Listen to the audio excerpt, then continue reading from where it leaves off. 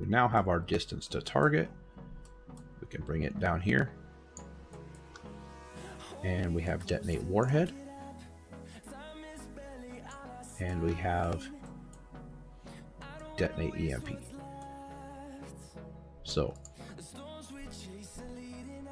we can say that if our target distance is less than a specific property number, we want to detonate our EMP. So let's say it's less than distance to detonate EMP. We can do this at whatever number we want to do, but for right now, let's just put it at 30 meters. Now here's the thing. If a sonar or radar does not detect any targets whatsoever, it reads a 0 as distance to target. So we'll put a greater than. So if the distance to target is greater than a constant number, we'll just say 5. So if the target distance to target is greater than 5 but less than 30, so greater than 5 and less than 30, so we need an and.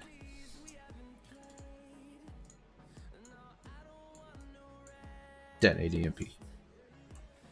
Now there's two ways we can do the warhead. We can either go back, we can add a collision sensor, and we can detonate upon impact. However, the problem with that is we may not have any electrical to detonate the warhead. I actually don't think it requires it, but that could be an issue. We may not have any electrical to steer once we get within 30 meters. We may not actually hit it. So we're just going to put a capacitor in here.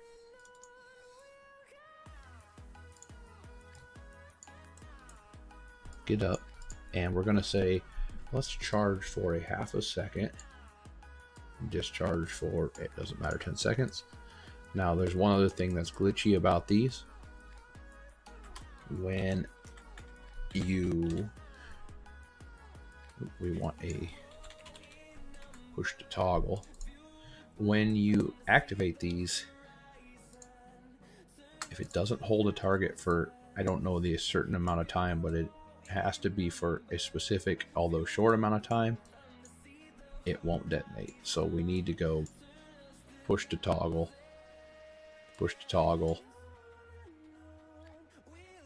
and I think we actually delete this one. Move our capacitor up, move this back, hook this to the capacitor, and hook it up to the warhead. So if the target distance becomes less than 30 and it's still greater than 5, we will push to toggle. So it'll give us a signal, but it'll stay on because it's toggled. It'll detonate the EMP. In a half a second after that, it'll detonate a warhead. Okay, so here's the next thing we have to do is we want this engine to go off when we hit the launch button, but we don't want it to go off until it's in the water. And the thing here is that we don't want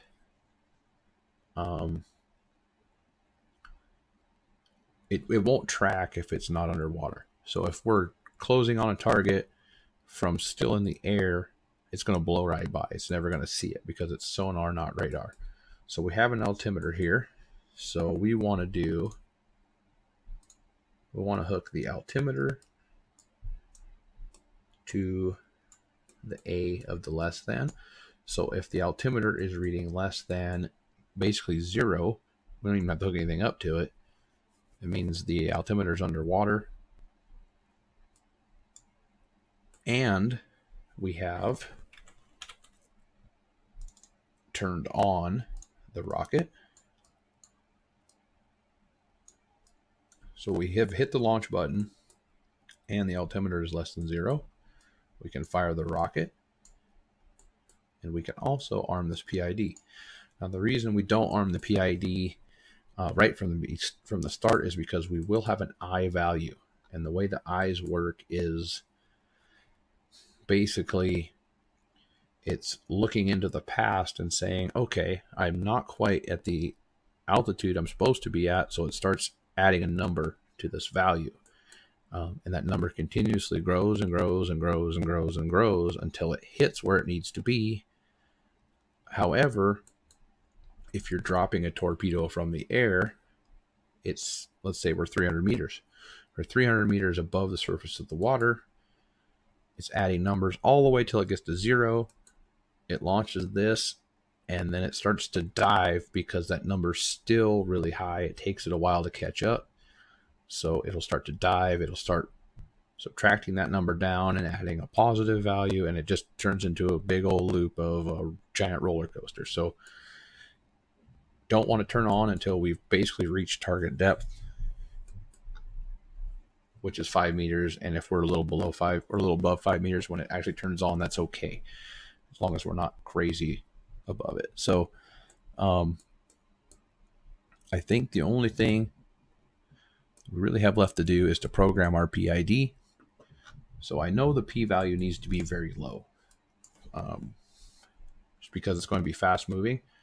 I'm just going to start with a 0.001. I'm not going to put, I shouldn't say I'm not, I'll just put a D value of 1 in.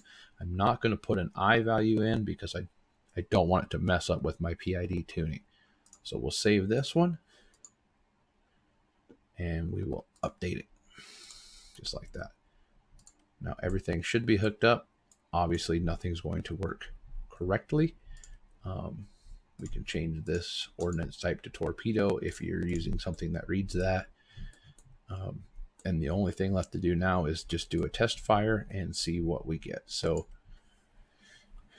we do have a ship up here. Most likely we're not going to hit it, but we do have one. So let's just jump on top and see what doesn't work. So the PID hit, or the rocket lit when we hit the top. The roll is backwards. I can tell by the fin. So we need to take it back to the workshop. So to fix the roll, all we have to do is go into our tilt sensor function and add a negative number to this. Okay. Oops, wrong button. And we need to turn vehicle damage off just so we can test.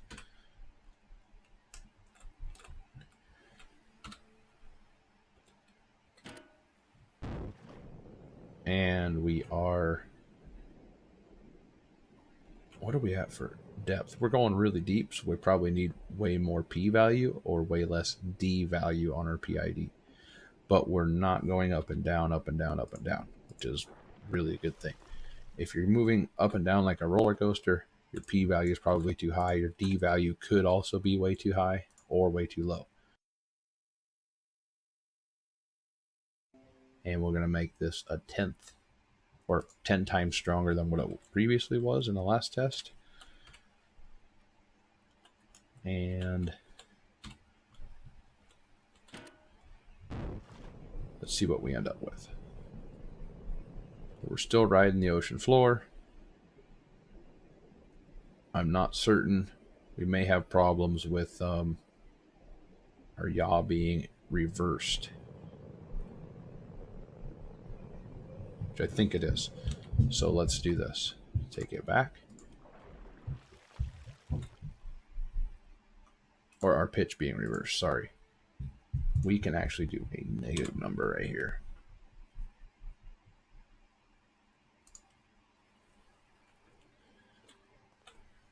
And now let's see what happens. There's also a little easier way to do that. A little less confusing maybe. So we're not driving to the floor. We actually targeted something right there for a brief moment. So we know the sonar's working. We must have targeted our ship or something briefly. So just to double check and make sure that all my numbers jive, I'm going to take this back to being positive. We're going to come into this and we're going to x times -1 this guy. Just like that. And let's take our D value to 0.1. That'll give us a little stronger pitch and it'll be a little more obvious that things are working how they're supposed to be working. I can readjust that later. We're still not climbing. Still need more p-value. We did target and turn, which is a good thing. So take our p-value to 0.1, which will make it 10 times stronger again than what it just was. And it is much easier to tune a PID starting with really low numbers and moving your way up versus down. So we're not riding on the ocean floor. Our fins are turning. Oh, see, our rear fins are backwards. So this is the problem.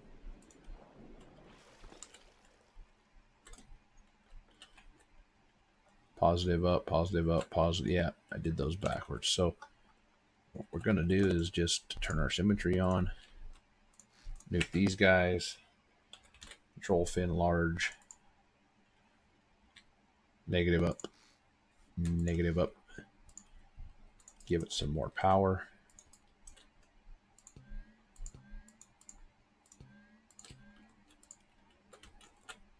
And hook our pitch back up to it.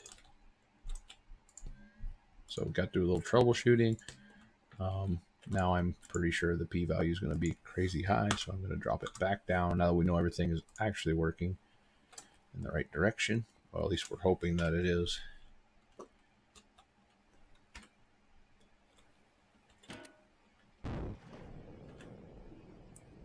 So we don't have enough p-value to stay off the bottom still.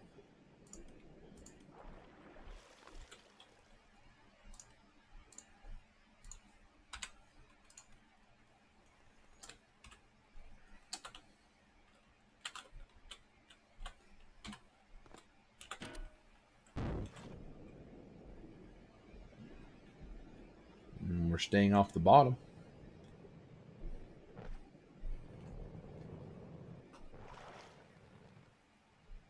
We targeted something, but apparently it was over here.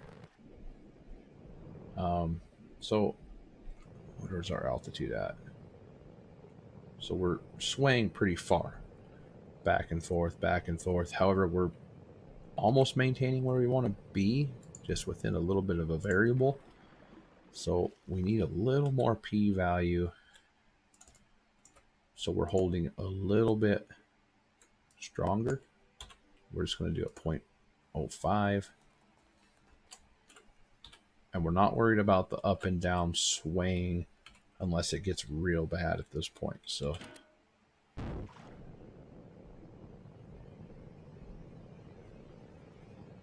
we're doing -8 to 3. Okay. Which is okay. So for right now, we're going to leave the P alone for a minute. We're going to crank the D up. We're going to give it 1. The D value derivative up to 1, which will make it 10 times stronger. So what we're looking for is that the torpedo doesn't necessarily ride directly at 5 meters below the surface, but it doesn't sway too badly, and it's relatively close. That's actually perfect. I had a little sway right off the bat, but not enough to hurt anything. So I'm happy with that. I'm going to put an I value in now. And we'll do 4 zeros and a 1. Now, one thing I noticed is I think we were targeting that ship, but we were turning the wrong direction. So we're going to do our yaw multiplier as a negative. And see if we target the ship correctly this time. Jumping on. We're still looking at this value to see what we end up with.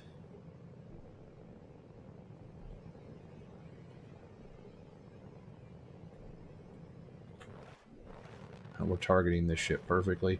We should be a little too deep to hit it, I'm hoping. But we can look at this and see if anything activated, and it didn't. So we may have to adjust those numbers. But you can see this is starting to climb to 5.36.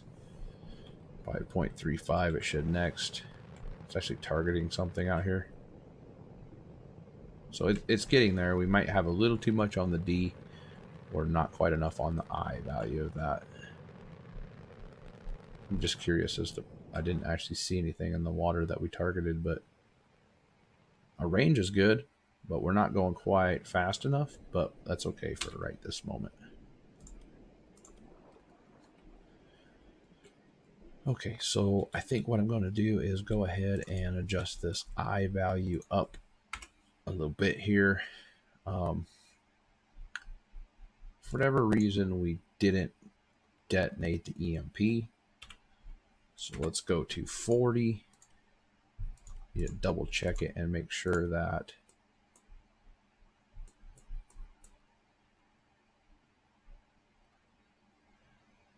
one other thing that we need to do is we don't want this to accidentally detonate on us. I'm not too worried about it right now, but we'll have to adjust this here briefly. If we can get it to launch off, we've got it. So we just need to get the torpedo stable.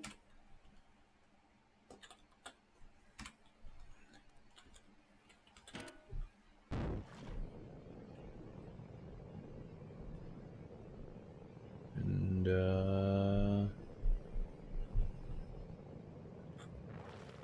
we're getting there. We're dialing right in at 5 meters now.